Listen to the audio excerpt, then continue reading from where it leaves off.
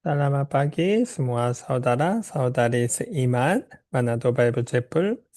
Sebelum kita mendengar firman Tuhan, mari kita satu dalam doa. Terima kasih Tuhan, sekarang kami berada di ruangan ini untuk mendengar firman Tuhan. Kami serahkan waktu ini kepada Roh Kudus. Roh Kudus akan memberitahukan kehendak Tuhan kepada kami masing-masing melalui firman Tuhan yang akan disampaikan oleh hamba-Nya. Terima kasih kami berdoa dalam nama Yesus Kristus. Amin.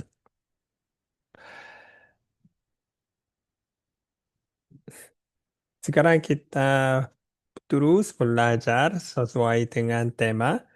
Dan sekarang kita sejauh mana itu nomor 4. Ada banyak halangan-halangan, kesulitan terjadi dalam pekerjaan Allah.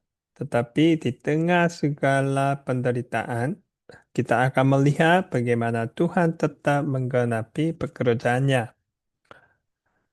Semua kejadian atau situasi yang terjadi di dalam Alkitab dan juga kehidupan kita masing-masing, kita seharusnya belajar bahwa bagaimana kita bisa menafsirkan kejadian Alkitabiah. Oleh sebab itu, sebelum kita masuk ke dalam firman Tuhan, kita akan melihat bagaimana Tuhan menunjukkan sifat Dia kepada semua orang lewat kejadian tersebut. Tidak ada satu kejadian pun bukan kebetulan. Semuanya yang terjadi ada tujuan. Dan Amsal pasal 15 ayat 3 memberitahukan kepada kita bagaimana kita bisa melihat semua yang kejadian terjadi di dunia ini dan juga di dalam kehidupan kita. Mari kita membaca Amsal pasal 15 ayat 3. Mata Tuhan ada di segala tempat, mengawasi orang jahat dan orang baik. Kadang-kadang orang Kristen mereka mengeluh kepada Tuhan karena Tuhan tidak mengawasi orang jahat. Tetapi itu tidak benar. Dan hari ini kita akan melihat kejadian yang terjadi di dalam bangsa Israel dengan ayat ini. Apakah Tuhan sungguh-sungguh mengawasi orang jahat dan orang baik? Kita belajar sekarang apa tujuan Allah memulihkan Yerusalem dan mengembalikan umat Israel ke sana. Mengapa kita perlu mengingatkan kembali tujuan ini? Karena kalau kita hanya memperhatikan pekerjaan, kita hanya melihat kapan itu selesai dan apa hasilnya dari sana. Tetapi firman Tuhan, Alkitab selalu mengingatkan kembali Tuhan bukan hanya memperhatikan pekerjaan, tetapi Tuhan selalu memperhatikan jiwa. Oleh sebab itu, rencana Allah bukan hanya untuk membangun kembali bait Allah dan tembok Yerusalem, melainkan untuk memulihkan umatnya menjadi umat kerajaan Allah yang sejati. Kita seharusnya melihat siapa yang kembali dari Persia ke Yerusalem. Ini yang generasi baru. Mereka belum mengalami kekuatan Tuhan. Mereka belum pernah melihat bagaimana Tuhan berperang bagi mereka. Hanya mereka mendengar dari nenek moyang mereka. Tuhan yang mereka menyembah, Dia itu maha kuasa dan mengadakan banyak keajaiban-keajaiban kepada nenek moyang mereka. Tetapi mereka belum pernah. Oleh sebab itu Tuhan seharusnya membangun dari awal. Yang pertama, Allah mau membangun tempat untuk beribadah. Yang kedua, Allah menyucikan hidup orang-orang yang beribadah. Yang ketiga, Allah membangun kembali tembok untuk melindungi dari serangan luar. Jadi yang pertama, Surababel dia datang, Dia memperhatikan memulai membuat rumah Allah. Ini untuk membangun tempat untuk beribadah bangsa Israel. Minggu lalu kita sudah melihat menyembah Tuhan itu akar kehidupan kita. Tanpa menyembah Tuhan, kita tidak bisa hidup di dunia ini. Dan yang kedua, Ezra, dia sebagai ilmu Alkitab, Allah menyucikan hidup orang-orang yang beribadah dengan apa? Dengan hukum Taurat. Oleh sebab itu Ezra mengajar firman Tuhan dan juga melakukan firman Tuhan. Jadi dia menjadi teladan baik. Yang ketiga, Nehemia, ya Allah membangun kembali tempo untuk melindungi dari serangan luar. Dan kita sudah melihat pembangunan rumah Allah berhenti karena bangsa-bangsa yang di sekitar Yerusalem mereka membuat banyak halangan, tetapi Tuhan kirim nabi-nabi kepada Surubabel dan Yesua, dan ada 3 hal yang terjadi kepada mereka. Yang pertama, apa yang menjadi awal dari keluarnya mereka dari semua penderitaan ini? Hagai pasal 1 ayat 12. Mereka mendengarkan suara Tuhan, ya. Dan setelah mereka mendengarkan suara Tuhan, mereka menjadi takutlah bangsa itu kepada Tuhan. Yang kedua, apa yang Tuhan berjanji kepada bangsa Israel. Tuhan berjanji, aku ini menyertai kamu. Demikianlah firman Tuhan. Hagai pasal 1 ayat 13. Yang ketiga, siapa yang menggerakkan hati Zerubabel dan Yosua? Tuhan. Ya, hati manusia pun bukan itu digerakkan oleh usaha itu manusia. Tidak, Tuhan menggerakkan hati mereka, maka mereka melakukan pekerjaan pembangunan rumah. Jadi mereka mendengarkan suara mana? Suara Tuhan. Bukan suara dari hati kita. Saya selalu mengingatkan kembali, jangan percaya hatinya kita. Yang kedua, mereka percaya Tuhan akan menyertai senantiasa. Kita juga mempunyai janji ini.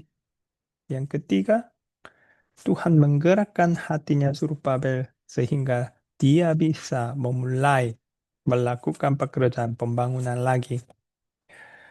Langkah demi langkah, ini 3 tahap seharusnya terjadi di dalam kehidupan kita masing-masing. Setiap momen. Ya. Jadi dari awal sampai akhirnya. Dan waktu kita melihat keadaan itu bangsa Israel saat mereka mendengar firman Tuhan dan situasi, ya, tantangan-tantangan, kesulitan, pergumulan belum berubah. Hanya saat mereka mendengar firman Tuhan, hatinya mereka sudah berubah. Oleh sebab itu sikap mereka kepada Tuhan dan kepada bangsa-bangsa di sekitarnya juga berubah. Jadi Esra pasal 5 ayat 2 berbunyi begini. Pada waktu itu mulailah Zerubabel bin Saldiel dan Yesua bin Yosadak membangun rumah Allah yang ada di Yerusalem. Mereka didampingi dan dibantu oleh nabi-nabi Allah. Semua halangan, tantangan, tekanan seperti ada yang 3, menyonggok, menggagalkan, dan surat tuduhan masih ada. Tapi mereka tidak melihat situasi yang mereka hadapi, tetapi mereka teguh memandang Tuhan. Sehingga mereka mampu mulai lagi membangun rumah Allah yang ada di Yerusalem. Tetapi bukan dengan kekuatan mereka.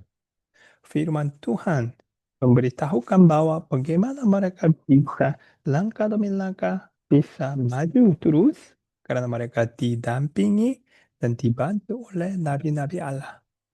Apa artinya ini? Saat mereka melakukan, mereka percaya dan mereka pegang firman Tuhan. Inilah seharusnya terjadi sebagai orang percaya. Dan saya mendorong semua saudara-saudari yang berada di studio, kita seharusnya memegang prinsip ini di dalam kehidupan kita. Bukan situasi kita berubah dan kita bisa bersukacita. Walaupun situasi yang sama, ada kesusahan, kesulitan, ada tantangan, masih ada di dalam kehidupan kita, tetapi kita bisa bersukacita, berterima kasih kepada Tuhan. Karena kita sudah punya janji dari Tuhan dan Tuhan selalu menggerakkan hati kita. Jadi Zerubabel dan Yosua mereka mulai. Tetapi sudah 2-3 minggu kita sudah belajar bagaimana musuh. Apakah musuh hanya melihat? Sungguh-sungguh tidak. Bagaimana reaksi orang-orang di sekitar Yerusalem yang menantang mereka? Ezra pasal 5 ayat 3, saat mereka melihat bangsa Israel mulai lagi membangun rumah Allah, langsung datang. Dan mereka bilang ini, siapakah yang memberi perintah kepadamu untuk membangun rumah ini dan menyelesaikan tempo ini? Jadi kita bisa melihat, ini sekarang tim Tuhan, Zerubabel, Yosua, dan umat Israel. Dan ada yang lawan, itu tim lawan iblis. Taknai, Bupati Efrat, dan Sitar Punsai. Jadi sekarang apa yang itu terjadi? Perang. Ya, bukan hanya satu kali. Mereka sangat keras. Lalu katanya pula kepada mereka, siapakah nama-nama orang yang mendirikan bangunan ini? Ya, waktu kalian memperhatikan ayat ini, mereka tidak bilang bagaimana kamu mulai lagi membangun rumah Allah atau apa alasannya kamu mulai? Mereka berkata, siapa kau? Jadi ini sepertinya sekarang perang, ya. Siapakah mm, memberi perintah? Dan kita bisa melihat saat bangsa Israel bertindak dalam iman. Setelah pasal 5 ayat 4, waktu kita melihat pasal 5 ayat 5 berbunyi begini. Tetapi mata Allah mengamat-amati para tua-tua orang Yahudi, sehingga mereka tidak dipaksa berhenti oleh orang-orang itu sampai ada berita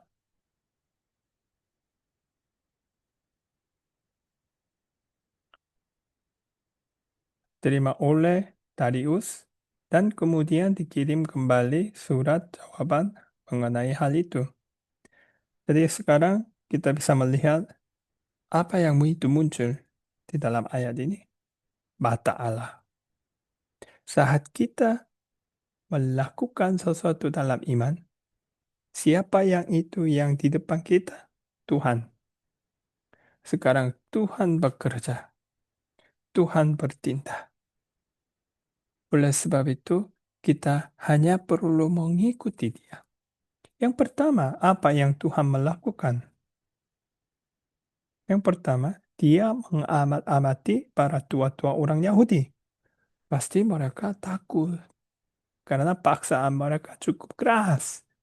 Tetapi mereka tidak takut waktu itu karena mereka hanya percaya kepada Tuhan Jadi firman Tuhan bilang sehingga mereka tidak dipaksa berhenti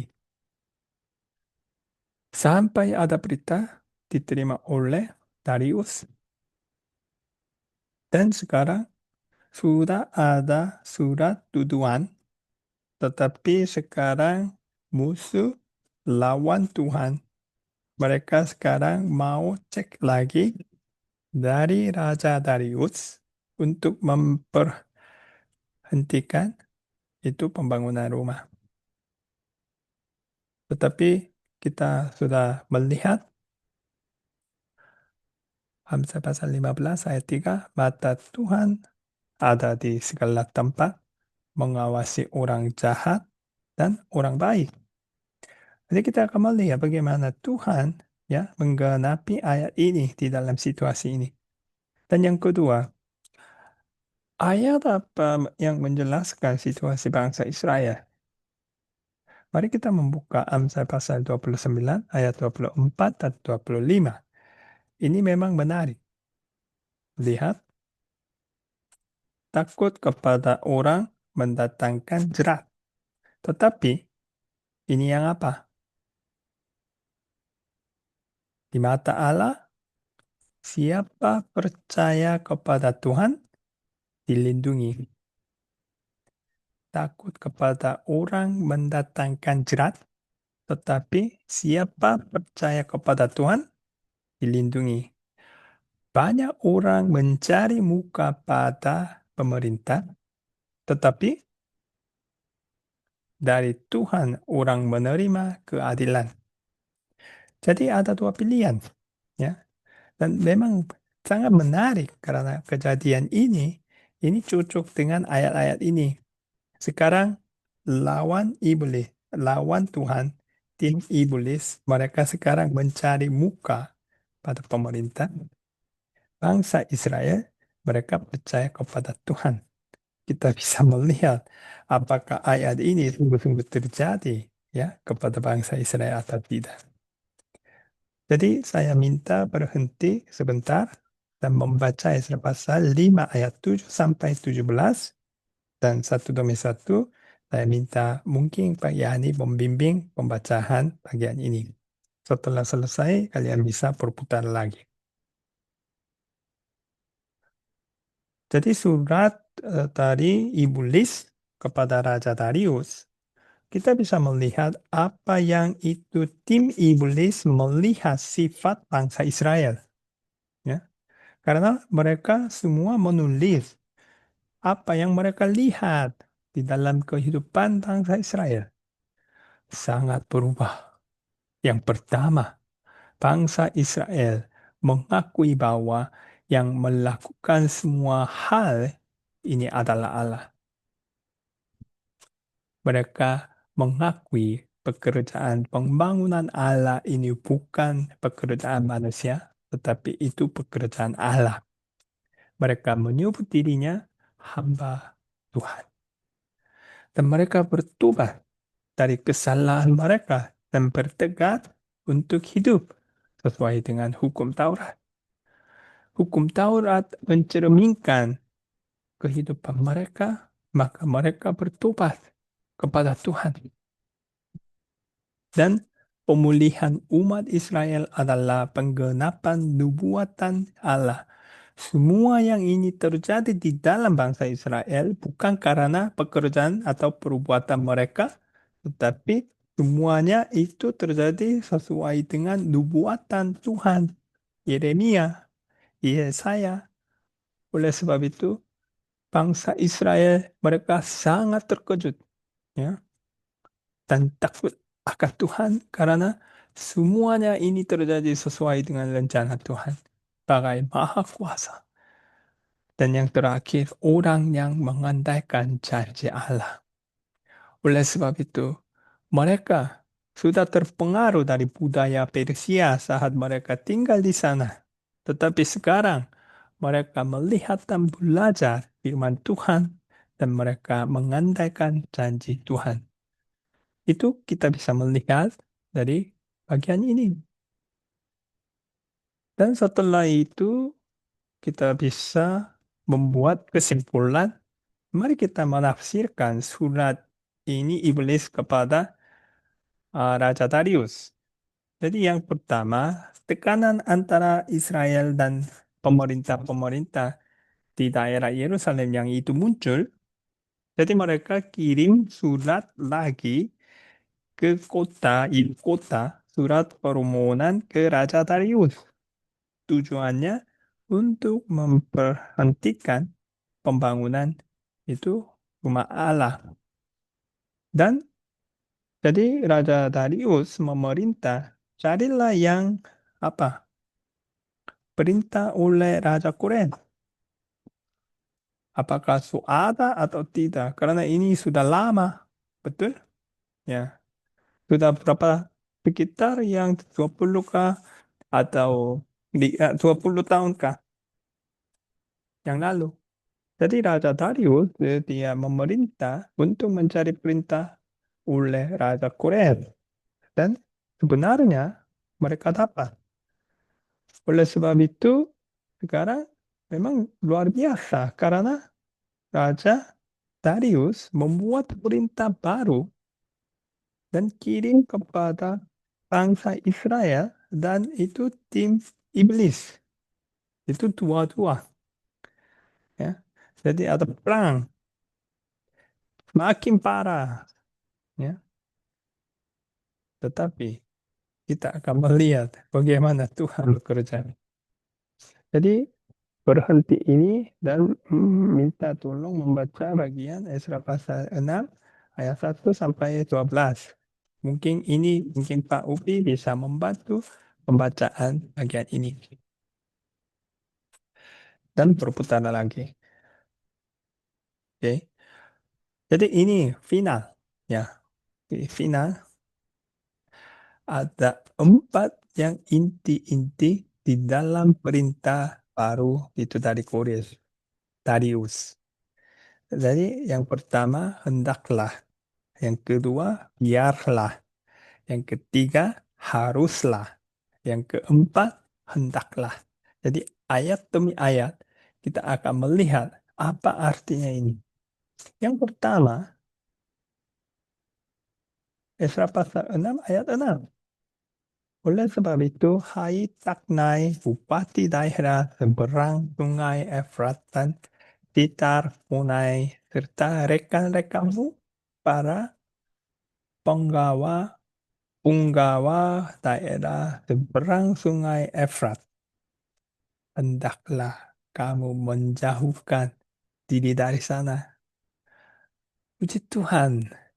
Yang pertama, menjauhkan mereka dari sana. Jadi apa artinya? Jangan datang lagi untuk menghalangi mereka atau mengganggu mereka. Tapi tujuan surat mereka kirim kepada Raja Darius karena mereka itu mengeluarkan bangsa Israel dari Yerusalem. Tetapi apa yang itu terjadi? Ya, terbalik. Ya, mereka harus keluar dari Yerusalem dan biarlah apa? Esra pasal 6 ayat 7 berbunyi begini. Biarkanlah pekerjaan membangun rumah Allah. Bupati dan para tua-tua orang Yahudi boleh membangun rumah Allah itu di tempatnya yang semula. Jadi sekarang ya, perintah baru dari Raja Darius mendukung itu golongan apa? Tim Tuhan atau tim iblis? Tim Tuhan.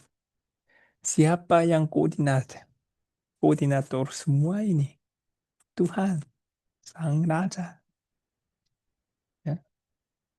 Dia menggerakkan hati raja. Walaupun dia itu raja yang paling kuat di dunia itu, tetapi siapa yang penguasa dunia secara dunia? Tuhan.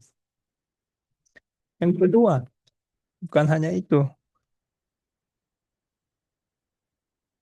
Jadi kita bisa melihat Esra pasal 6 dan 8 haruslah dengan seksama dan dengan tidak bertanggung diberi biaya kepada orang-orang itu. Jadi semua yang bahan-bahan yang keperluan untuk pembangunan rumah Allah itu akan dicukupi oleh pemerintah-pemerintah yang menghalangi pekerjaan itu. Itu luar biasa. Tuhan memalukan mereka karena mereka menghalangi pekerjaan Tuhan. Dan siapa yang melihat semua yang ini terjadi? Ya, bangsa Israel. Karena mereka percaya Tuhan. Jadi yang terakhir, waktu kalian membaca pasal 6 ayat 9 sampai 12, satu demi satu, itu perintah baru dari Raja Darius. Itu cukup jelas bagaimana mereka, pemerintah-pemerintah seharusnya mendukung pembangunan itu rumah Allah.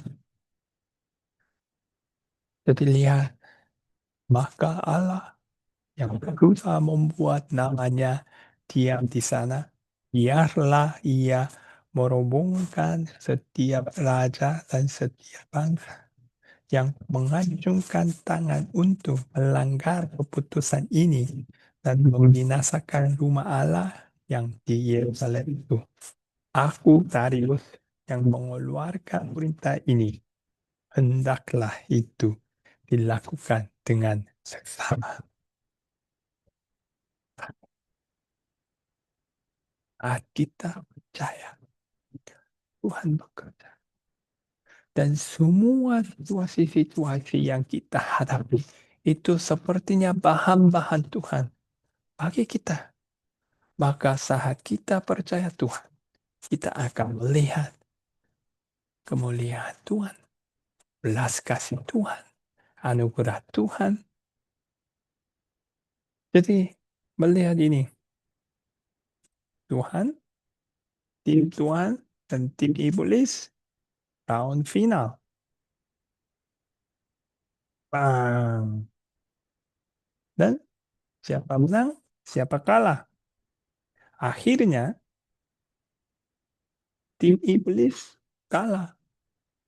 Jadi kalian bisa melihat mata Tuhan ada di segala tempat mengawasi orang jahat dan orang baik. Amin. Oleh sebab itu Tuhan mengingatkan kembali. Jangan kalian berusaha membalas kejahatan orangnya. Karena Tuhan sebagai yang sang adil. Dia akan menghakimi semua jahat.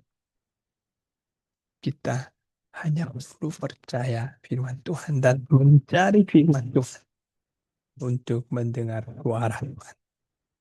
Dan yang kedua, kalian masih ingat? Di mata Allah, takut kepada orang yang datang yang jahat, berat, tetapi siapa percaya kepada Tuhan dilindungi. Apakah bangsa Israel saat mereka percaya Tuhan, apakah mereka dilindungi atau tidak? Dilindungi. Apakah ini terjadi di dalam kehidupan saudara-saudari sehari-hari? Betul. Karena firman Tuhan berkuasa. Dan yang kedua, banyak orang mencari muka pada pemerintah. Banyak orang yang mencari bantuan dari luar. Tetapi dari Tuhan orang menerima keadilan. Jadi saya mau menantang saudara-saudari seiman di mana Bapak Ibu. Apakah kalian mau percaya Tuhan dengan segenap hati, segenap jiwa, dan segenap kekuatan, dan mau melihat bagaimana Tuhan melindungi kalian, atau yang kalian mau hidup dengan kemampuan kalian? Mari kita mengalami kemuliaan Tuhan. Tuhan tetap menggenapi pekerjaannya, tapi bukan dengan waktu kita, rencana kita, tetapi rencana Tuhan selalu lebih indah daripada rencana kita. Terima kasih. Ini waktu sharing. Kita akan membagi apa yang Tuhan mengingatkan kepada kita. Terima kasih.